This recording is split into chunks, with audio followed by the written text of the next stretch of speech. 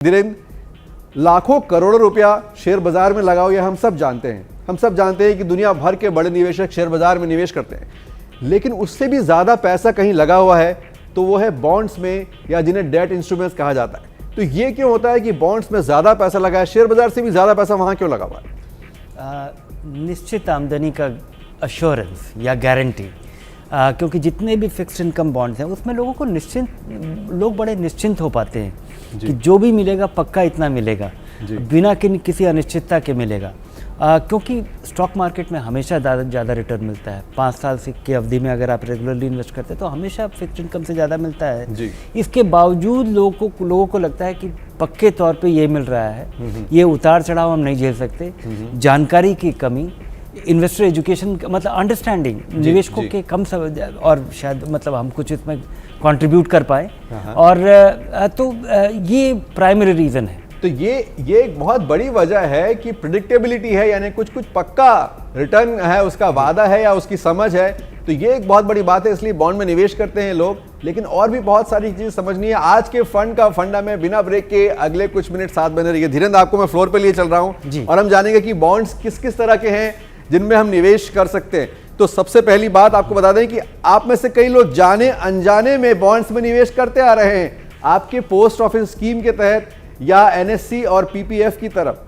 तो इस बार ये जो पैसा आप लगाते हैं वो बॉन्ड्स में जाता है। इस बारे में और समझेंगे। ये बॉन्ड्स हैं, ये बॉन्ड्स हैं जी, यही बॉन्ड्स हैं, ठीक है। तो ये एक बात समझ में आ गई। इसके अलावा आरबीआई के फ्लोटिंग रेट बॉन्ड्स होते हैं, ये भी समझेंगे धीरे से।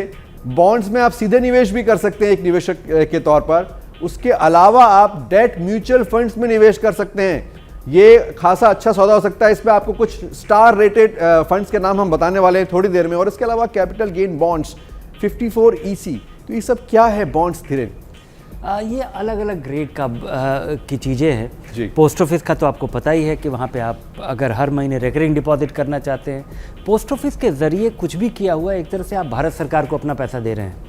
वहाँ पे गारंटी अगर देश रहेगा और सरकार ऑनर करेगी, और ये छोटे निवेशकों का जो पैसा है तो उसके बारे में किसी भी तरह की कोई अनिश्चितता नहीं है। तो अगर इस देश में अगर आपको कोई सबसे सुरक्षित निवेश करना है तो ये पोस्ट ऑफिस के स्कीम्स है। तो ये जो आप नेशनल सेविंग सर्टिफिकेट और पब्लिक निवेश करते हैं, ये बॉन्ड्स का ही निवेश है? जी हाँ, पोस्ट ऑफिस का MIP वो अलग फॉर्मेट में उपलब्ध है आपके पास, किसान विकास पत्र। और अगला हो जाता है कि आप RBI भी अब बॉन्ड इशू कर रहा है, जिसको कि निवेशक ऑनलाइन सीधे RBI से खरीद सकते हैं। तो वो वादा करते हैं कि इतना रिटर्न मिलेगा इतने साल में। उस बॉन्ड पे इतना होता है, और केवल उसमें एक दिक्कत है कि आप जब पैसे की ज़रूरत होगी, क्योंकि उसका एक टर्म है, उसका एक मैच्योरिटी पीरियड है। और उसके पहले अगर आपको बेचना होगा तो आपको उम्मीद करना होगा कि कोई दूसरा खरीदार होगा, और उम्मीद है कि आप जब बेचना चाहेंगे बेच पाएंगे। अच्छा, और एक और बात जो हमने बताया कि 4-5 खास बॉन्ड्स में निवेश के तरीके, उसमें से एक ये भी कि आप डेट म्यूचुअल फंड में निवेश कर सकते हैं। ये क्या होता है? ये एक इनडायरेक्ट तरीका है, क्योंकि आप जब किसी बॉन्ड में करते हैं तो भारत सरकार के बॉन्ड्स में करना तो एक अलग बात है, RBI बॉन्ड्स में करना एक अलग बात है, क्योंकि वो सुरक्षित है। लेकिन जब आप किसी कंपनी का बॉन्ड खरीदते हैं तो अगर वो कंपनी डूब गई तो आपका पैसा डूब जाएगा। और उसको उस रिस्क को स्प्रेड करने के लिए उसके अलावा बॉन्ड भी अलग अलग तरीके के होते हैं। बहुत सारे बॉन्ड्स हैं जो कंपनियां इशू करती हैं जो सिक्योर्ड हैं, वो किसी एसेट्स के अगेंस्ट हैं, कुछ अनसिक्योर्ड हैं। तो ये सारे निवेश जो हमने 4-5 तरह के बॉन्ड्स बताए, तो उनमें निवेश का रिटर्न पक्का होगा या उसकी रेंज पक्की होगी, और कुछ साल पक्के होंगे जब तक पैसा लगा के रखना होगा?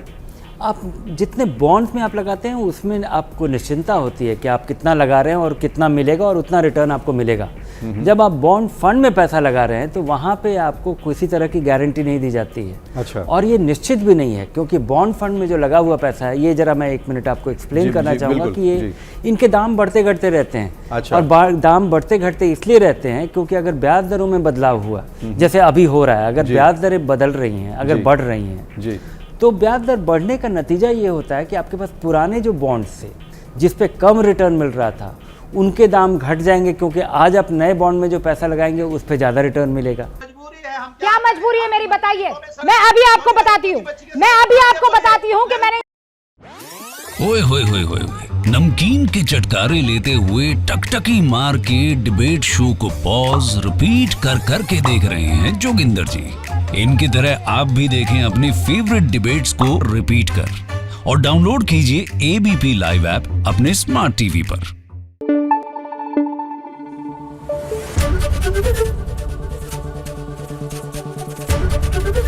एबीपी न्यूज आपको रखे आगे।